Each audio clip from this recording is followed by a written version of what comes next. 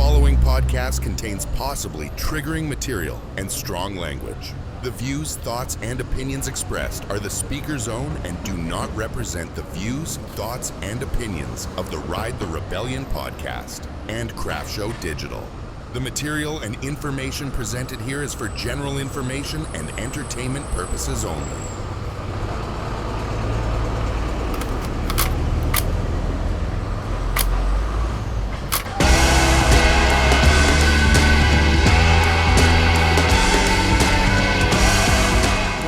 Focus here, out of focus here, but in focus here. It's the Ride the Rebellion podcast. We're in focus here, but not so much here. Welcome to the show. That's only for for those just listening. I was in focus and then I was out of focus. It's very complex. Whoa! Why is your face so big? And I'm huge. Wow, you're huge. You're huge. Let me fix your framing's kind of shitty. Let me fix it. All right. Hang on. Listen, this is live. That's how we do it. It's live-ish. Oh, I'll just hey. adjust it in real time. In real time adjustment. Look, hey, so you guys get the up close and it's early morning. You guys are waking up with Ride the Rebellion here on 97.5. KDSM. BDSM. What? Wow, that too. Welcome to the show. It's the podcast that talks about things that you might talk about at a trailhead often with your mom. Whose mom goes to the trailhead with them? My kids. That's it. That's at this point. Yeah, all the moms that complain about us talking about kids on bikes, they're there. Yeah. I didn't hear any bike kid stuff complaints. I think it's a regional thing. I think you sounded very NPR right there. I believe it's a regional thing. I believe it's pronounced poche. Oh, speaking of NPR, not to drive you all away from this podcast, but if you're watching on YouTube, you need to go directly to the Tiny Desk concert of Juvenile and watch it because it's fantastic. Oh, I can't imagine. No, it's the best. I watched the Tiny Desk of Turnstile. Oh, yeah.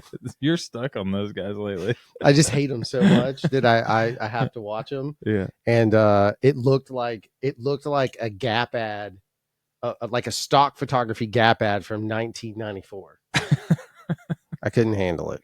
That's the new thing, though, I think, right? It is. 90s are back. 90s are back. Yeah, this is when we can be relevant. Okay. I mean, they're already wearing the socks, like these anklet socks. Mm-hmm. You're not cool. Mm-mm. I'm cool with not being cool. At one point, though, I wore regular high tube socks until my wife was like, "You are not cool. Wear anklets." And I should have just stuck the trend. Well, 20 years later, I would have been cool again. Here's a trend that I went through. I don't know if anybody else did this or maybe it was a basketball player thing. We would wear like shin high socks, like tube socks, like Nike socks, and then Nike ankle socks underneath those on top of them with another. So it'd be like Nike sign on your calf and Nike sign on your ankle, doubled up. And sometimes one would be white and some would be black. Sometimes both would be. You could hear color. the cumulative eye rolling of only basketball players. Yeah, it was a basketball player thing. Yeah, we did a bunch of weird stuff, but if you look back, we were trendsetters. Well, that's what it is. With me, as always, is this guy who's already been talking, King of the South Alabama Turndown, and also the dude most recognized at Toby's event. Yeah. I'm just talking trash. No, honestly, the King of the South Alabama Turndown thing got brought up so much this weekend at the Roller Coaster of Love at Bogue Chitto. It was hilarious. So many people kept coming over and being like, "Hey, what? So if I do the trick, do I become the king?" I was like, "Can you prove to me that that's the same trick?" No, because the only person that can actually appoint kingship is the emperor. Me. He would emporize himself. Is that a word? Yes, that's what we do. We dig tunnels and we make emperors out of ourselves. But we don't tell your emperors except for once a year. Speaking of that, during Yom Kippur. This is super random, but I thought about you and I almost sent it to you. And I actually forget what they are, but they're like a bug last night that flew on to us while we were watching baseball practice. And I Googled it. And the first thing, it has like curved shovel-like hands to dig tunnels. And I was like, oh, it's the Jew bug. Not a June bug. Not a June. And it wasn't it's like some kind of weird grasshopper thing. Mole cricket? Yeah, mole cricket. 100%. You knew. See, Jews knew that. It's a weird thing. That's our. They know. That's on our flag. They dig tunnels. And secretly, the tunnel flags all have mole They're crickets. not. Mole crickets are creepy looking. Yeah, they're terrifying. Yeah. And they destroy your grass. And they flew around us. That's kind of weird. I didn't know they flew. Yeah, I didn't either. Mm. They look very like from, I don't know, sometime like in the Thunderdome. You know, like Mad Max-ish. Yeah, they're kind of mutated looking. They got like unnecessary shoulder pads and stuff. Right. They're post-apocalyptic. Yeah. Unnecessary shoulder pads. I can't wait to tell all my post-apocalyptic friends that's what it is. You guys are part of the unnecessary shoulder pad club. Yeah, but the only unnecessary shoulder pad wearing guys in the planet were the Legion of Doom. Yeah, of course. Those guys are necessarily. The problem with Legion of Doom that people, I mean, only wrestling nerds know this, is that they would no-sell everything. So like they were supposed to lose and they just wouldn't. Oh, so they would just no-sell it. So a dude would clothesline and they'd be like, nope. Well, the reason I know so much about Legion of Doom is not because I'm a wrestling nerd, but A, I was back then, and B, James Laurinaitis' dad was one of them. Yeah. And James Laurinaitis is a great football player. Played for the Buckeyes. John Laurinaitis is his name. Correct. And he is canceled. And he would wear the shoulder pads with spikes in the bleachers at Ohio State games. Because he was, okay, well, he was named in the McMahon thing. Oh, was he? Okay, yeah. So he is the guy that wanted, I'm not going to go into too much detail, because although we cuss on the show, there is a line. Yeah. But he was one of the guys that wanted the girl to provide him with some lemonade. Oh, from a stand. For free. Or not. All right. Well, listen, this episode is we're gonna do two things. One, I just wanted to get you to just tell us about Roller Coaster of Love from two different ways. I don't think we need like a this is what Dale did every day recap. We get it. But you called me and our conversation was much more centered on the fact of like not holy shit, Toby did it, but holy shit, Toby did it. Kind of like it's not the stress on Toby doing it, but more so that the group of people over there that Toby is a part of, but all of the gang over at Norba put together something really unique, and there was a massive crowd. Can you talk about it and frame it in that way of kind of like if you build it, they will come kind of vibe? Because we've kind of forced our way into Toby's sphere over the last few years. And like I did it originally with a flag in the parking lot that was gravel at Bogue at the trailhead. Yeah. When it first started, I think he wore a lot of spandex. yeah. Toby now was he won't spandex. Be caught dead in spandex. Yeah, Toby was spandexed up, but it was a gravel parking lot. Cortez Coaster was the only trail that had been professionally built at the time. I think they had the tower because the tower was like the first thing, but we were over there riding introduced ourselves to Toby, and then we became fast friends. And so now it's been fantastic to get to watch the growth of it. You know, like the first year I jokingly said the first year I showed up and I was pissed because there was no porta potties. Yeah. Now I show up. Is that the Bug break his shoulder year? No. That's the next year. The next year was the Bug break his shoulder year. Got it. So I think, well, I don't know. No, I got videos from all of them, but we've been to all of them. And the first year there was no porta potties, no bathrooms. Had to drive all the way back to the campground to go to the bathroom after a 3-hour drive. I was not happy. But now there's a $1.2 million bathroom at the trailhead. And somebody jokingly was like, well, Dale, there's your throne for the king of the South Alabama Turndown. So that was a joke. But just watching it grow, not just the people and not just what Toby himself has done, but now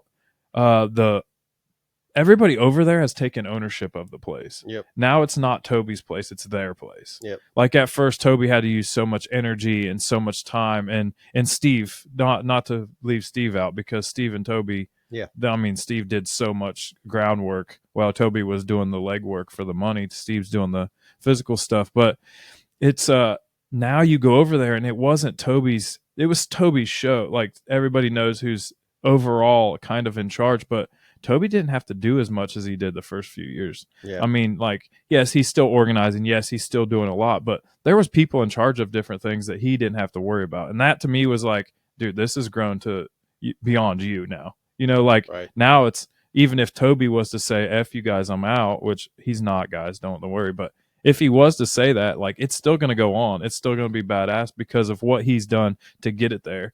And just having seen it grow from 15 of us, I think the first year when you won and you got to stand, like the podium is like Yeah. just some Yeah. stumps they rolled over. It's right So, there. yeah, It's right there. It's in the frame. yeah. So they just rolled some stumps over to the little sign area, Yeah. and that was the podium. And now they have like this professional podium in front of this huge built thing, and it's like it went from like punk rock garage band to like now we're touring with Right. with a huge Yeah, band. it's the Green Day effect of like Yeah, their dad drove them around for a while, and now all of a sudden they have a tour bus. right, And their dad just exactly. rides on the tour bus. Yeah. Yeah. But the cool thing to me was it didn't feel like it lost that feeling. It didn't feel like it lost the feeling of the first year. You know, like Yeah. everybody is still accessible to talk to and hang out with, and they still have time to talk and hang out. And back then I think it might only been one full day.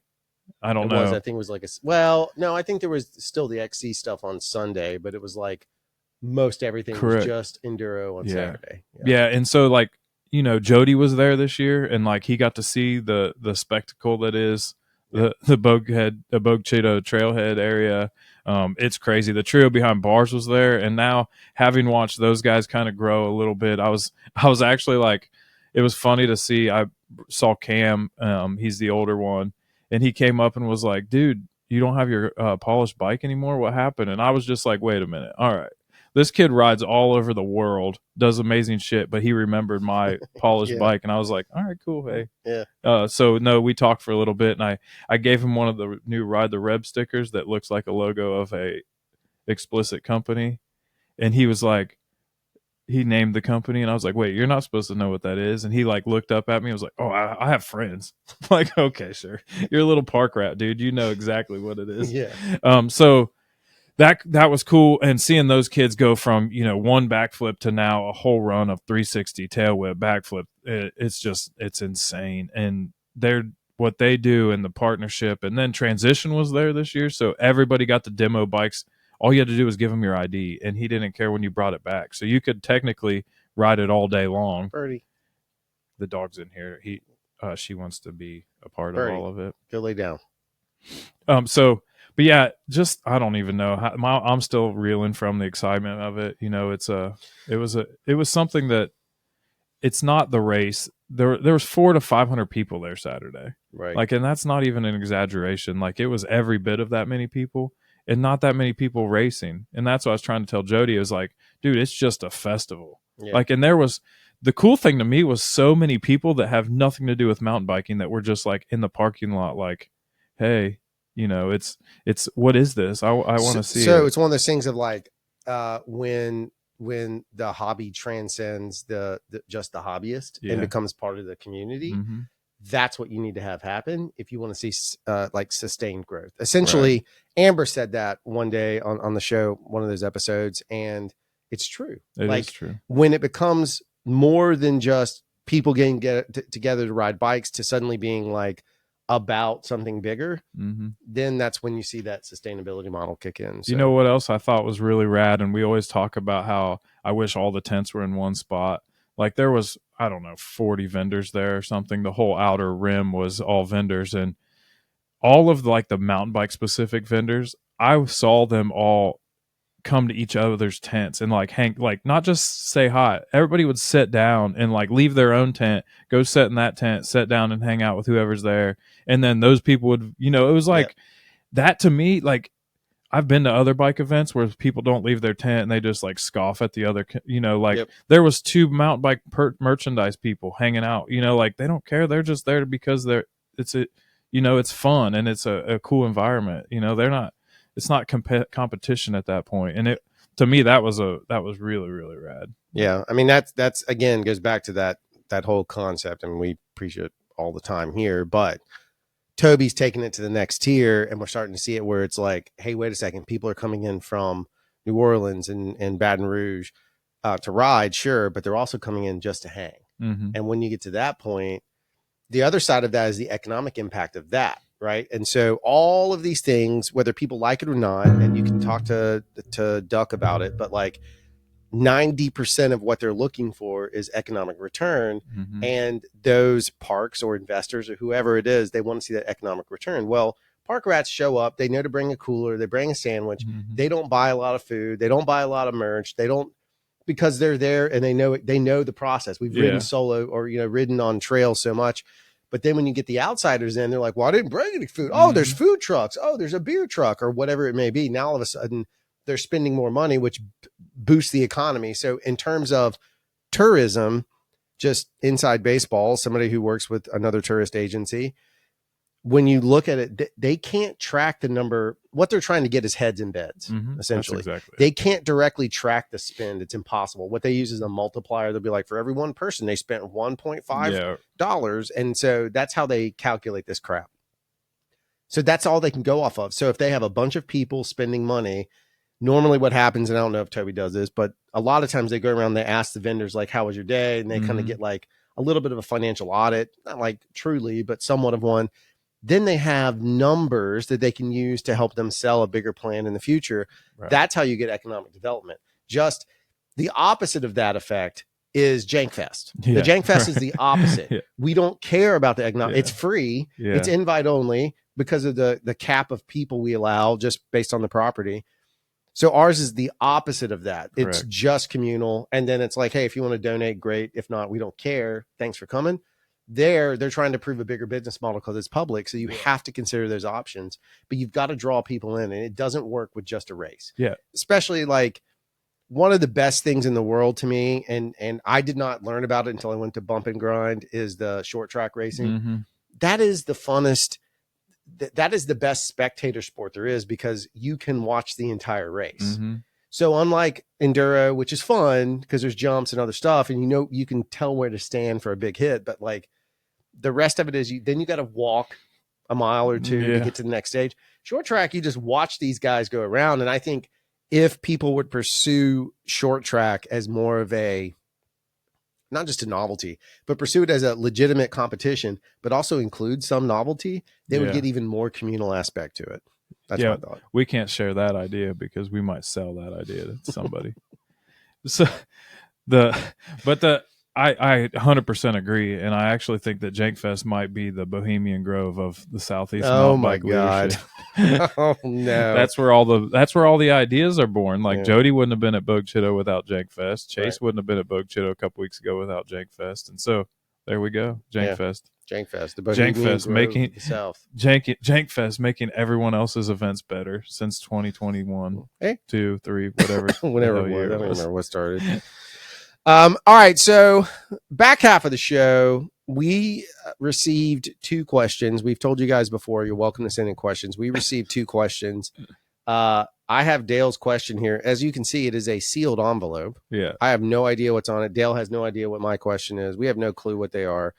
These were provided to us by your mother. By my mom. So we'll see how this goes. We're now you're stepping into the mommy section. Right. Of the podcast. This is okay. All right. So do you want me to go first? You want to go first? How about I go first? I want to see what kind of mindset she was in when she did this. So he's teeing up. So I know I have an idea. Look, I'm ripping it open. So I've never seen this question. It looks long. Oh my God. All right. This is a novel. Well, it is a mom. Oh my God. This is such a mom thing. Drew. Yes, ma'am. Well, I feel like you're on the Donald Trump's swimsuit. What is that when he did the pageant thing when he was like sponsoring? I thought you were going to say it's an intervention. Go ahead. It sounds like could be. It could be intervention for our friendship. So, Drew, you spent time both mentoring and being one of Dale's dearest friends, and I'm grateful for that. Oh, but I have to ask, how has he helped you grow? And how has he driven you absolutely nuts? Hit me in the gut punch. Asking this as I know he's smart, passionate, and occasionally allergic to unsolicited advice. I thought she was going to say work. Well, I think that's kind of what she's going for with the. I thought the allergic to work part was coming through. Allergic to unsolicited advice is actually a fact. No, that's 100% a fact. How has he helped me grow? There's a lot of ways. I've talked about it before. I think one of the biggest ones. Oh, let me set it up. There's multiple, and I'll try and hit on them quickly to be efficient. The first major way is like coaching wise. So I talked to Dale a lot about, Dale probably knows more about business inside my business than he should, but he's a fantastic coach in the sense of like, when had a mind shift that's partly responsible to Dale in the beginning of 25, where we used to run our business like a family. And I realized that was a crock of shit, and no business should be run like a family because Unless families, it's the mob. fair point, because families take advantage of each other. There's an expectation of love and forgiveness all the time. That is not true in the workplace. Correct. So Dale and I talked a lot about it and said, hey, I'm going to run my business like a team. And he was like, well, here's some things. And he gave me advice that helped me steer that. And from that, though I still have struggles, not from Dale's advice by any means, but just from the idiots I've hired. They're not here yet, so we're fine. Yeah, we're good. But the reality of it is that shift of like getting your mindset to be more team focused. Some of them have grabbed the brass ring and run with it, which comes directly from Dale's side. So I still run to him for coaching advice, or he gives very good advice. He also gives good business advice in the sense of like, the crazy part is Dale is known publicly as this goofy sort of like, carefree, free spirit kind of just mountain bike dude. But the reality of it is, if Dale ever decided to go full business, he would be a total douchebag asshole. It'd be, and he would do well. Well, the example is going to be when I buy an e-bike. So like, so riding with me is somewhat fun now. Wait till I get an e-bike. It's going to suck. So that's the truth. And then I've talked about this one and so that's on a business level. And I don't do a good job of separating myself from my work because it's my baby. I've been growing it for years, but so that's on that side. But on the personal side, I've told the story before. And if I get emotional, I get emotional, but I'll try not to so I can make it coherent.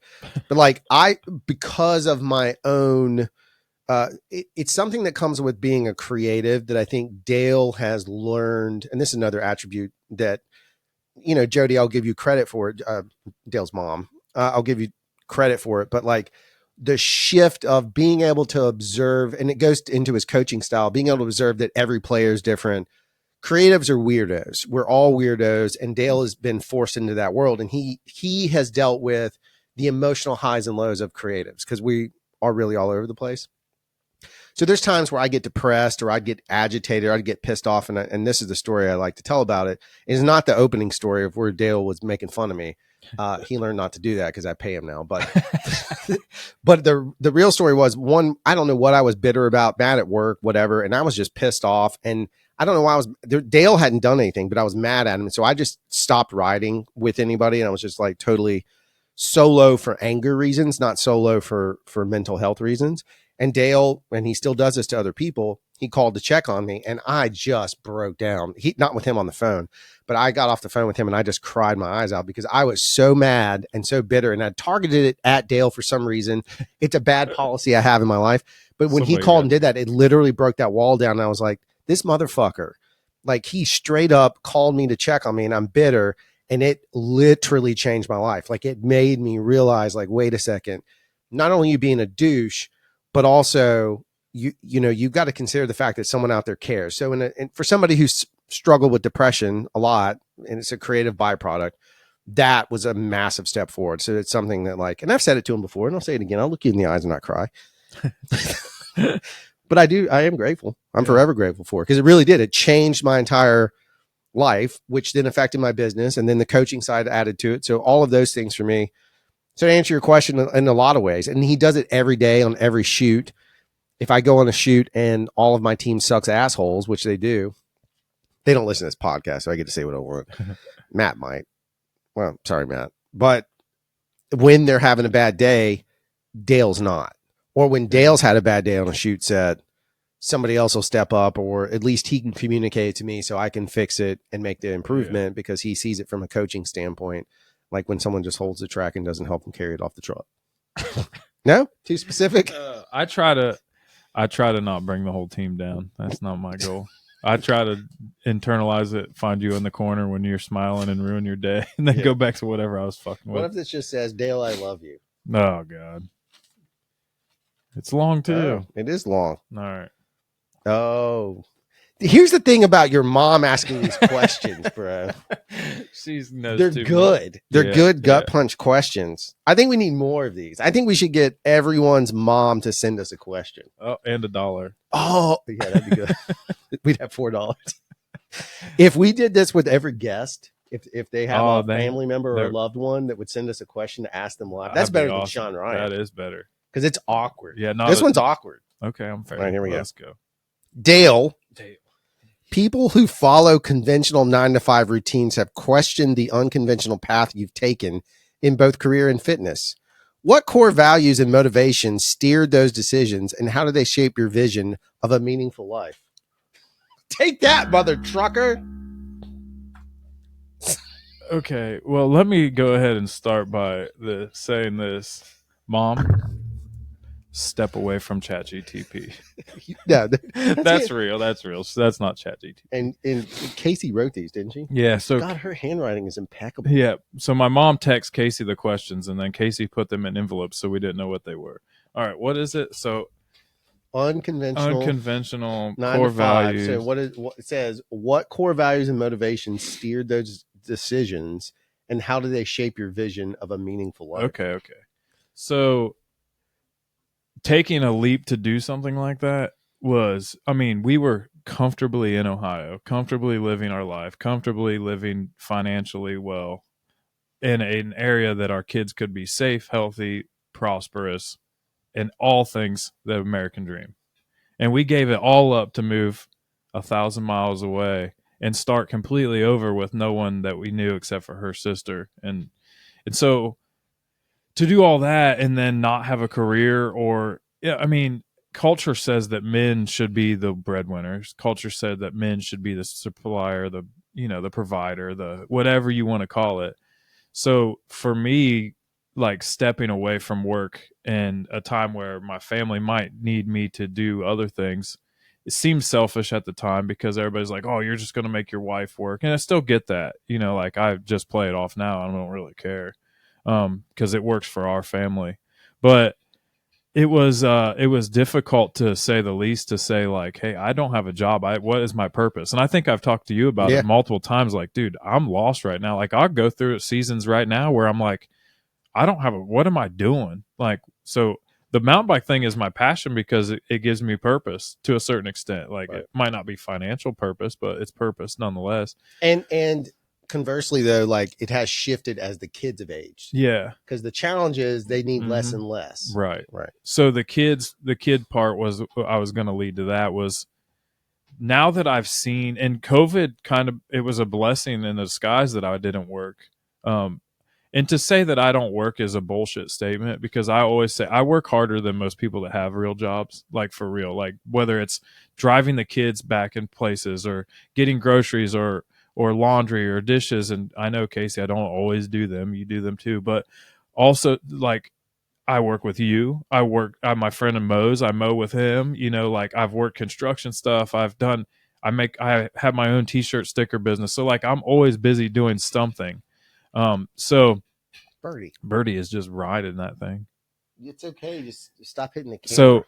So we, for us, like I was selling real estate when COVID happened, and it was an opportunity for me to, like, I'm home with the kids. My wife is a respiratory therapist, for those that don't know. So like, that was her Super Bowl. So having the ability to stay home and like be with the kids, and now that they're older and they're teenagers, seeing the way that my kids are, and then seeing the way other teenagers are or other people's kids are, my kids are amazing. And not because of what I did, I don't think, but because I was present a lot. Like in every step. Like they might not know now until they're older, but like they've never had a babysitter. They've never had somebody else that picked them up, or somebody else, they've never had like, hey, here, take your phone and leave me alone. I just got home from work. I'm stressed out. They have when they get done with their homework, like, dude, let's go play basketball, or let's go play football, or like, I'm not tired. I've been, like, I'm ready to go do something. So for me, that value and that, like, what my kids have gained from it, like financially, our life is different. Obviously, there's only one like stable income, but But they've gained y'all so don't much want for more. anything though. No, like we're not homeless. We don't, but we have to, you pay attention to finances a little bit more than we did in the past. And I always say, you can go to work every day and you can hate your life and you can have a nice car and a nice house. I go to the beach on Tuesday. Like, Right. do what you want, but it's on you. Like, this is my statement to anybody, male, female, dad, mom, not dad or mom. Why are you going and doing the shit that you don't want to do when you don't have to do it? Right. Like, it is very possible. Like, we both have paid off vehicles. Like, we don't need a new car. They get us where we want to go. Sometimes I'm like, maybe, mom, just keep renewing that AAA membership, which is a Christmas gift. But so, I mean, that kind of stuff to me is worth way more money than way more than any money that I could ever make. So the way that you and I've talked about it, I told you from a business standpoint, it's the same thing. You're running a business. Your business investment right now is the time into your family. Correct. So what I think a lot of people dismiss because of cultural quote norms is the idea of like, oh, you got to be a 9-to-5 dad and you got to be a 9-to-5 mom. And the reality of it is you have a choice to go either way. And so the truth of the truth is you can have a quote traditional model, or you can have a quote traditional model, which is just swapping those roles out. What's it matter? Right. Somebody is at home with the kids. So the investment that you're making into the kids is worth way more. Now, in contrast, just to put perspective where it is, I come home and if I've talked all day, I don't want to talk. I talk all day long to clients. I talk all day to my crew. I talk all day. So when I come home, I don't want to spend that time doing that stuff. So I don't have as much engagement. So there is a shift. So it's a matter of like, and both my wife and I work. My wife works at 3:30 in the morning. I get up, so we both have that. So there is definitely a scenario of like, you're investing up front that'll pay off in the future. Investment doesn't always necessarily need to yield financial return. Right. I think that's what people overlook. They just assume that everything has to be capital gain, when the reality of it is it doesn't have to be fiscal. Right. That's the part that people miss. I know more dudes, and I won't say who it is. I know he never listens to this podcast, but I know dudes who risked everything and put so much into their business. They built a monster, retired out, multimillionaire, right? But he has no relationship with his kids. Yeah. I would rather sacrifice all of it. I'd rather be simple and have that time with my kids. And mine is a balancing act. Yours is less than mine, but like, I'd rather have that, to your point. Yeah, that I've seen I mean, we've had that conversation. What does everybody want at the end of the day? They want the time. Right. Time is more valuable than anything. Birdie smells, she stinks. I can It smell smells it like now. fish. Yeah. And I don't know. she's fixed, so it's not that. It's her breath because she eats fishy dog food. Yeah, so what was the second half of fitness. that? The fitness. What core values and motivations steered those decisions? All right. Well, I got that. What was the fitness? I think fitness is just because I find that if you're doing the career that I've chosen or the path that I'm on, or if I'm stagnant, if I'm not working out, or if I'm not running, or if I'm not training, or if I'm not writing, what am I doing? Like, if I get up, if I was to take the kids to school, come home and just sit down and watch TV, well, then I would never do anything outside of that. But because of I go run or I go bike, I come home and I'm like, oh, wait, I got to do this and make some money. I got to do this and do this and do this. I just think that it's like fitness is a motivator for all other things. Like, sometimes you can't do other stuff if you're going to be lazy with that. Like, there's not lazy aspects. But you're an athlete. Yeah, like that gene doesn't go away. No, it doesn't. There's always the competition thing. Oh, we know. Yeah. That's why somebody was like, dude, you can just do this enduro this weekend and just chill. I was like, I don't even think that doesn't compute in my brain. Right. Like, just chilling isn't a thing. So I didn't race because I got a running event in a couple weeks. So yeah. Well, there you go. I mean, you don't get more like brutally honest than mom questions. Yeah. Good God. Thanks, Mom, for those questions. Done, that was they good. were very good.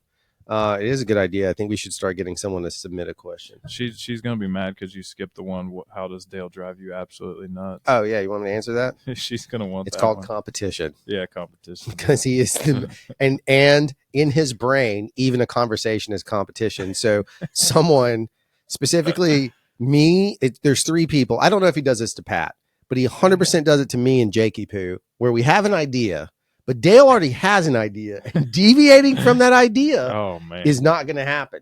And no, my mom is 100% understands that because she has an idea of how this conversation was going to go, and it's probably not the way it wanted.